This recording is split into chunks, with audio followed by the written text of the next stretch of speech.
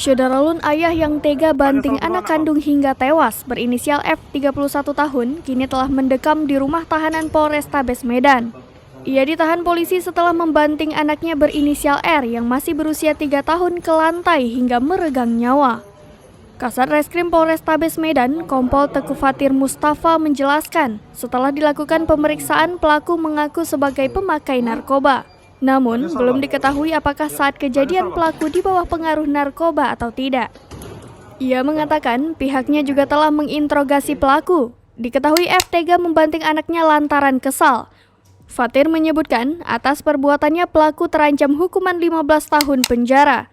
Sebelumnya seorang bocah perempuan berusia 3 tahun meninggal dunia di tangan ayah kandungnya sendiri. Nyesel bunuh anak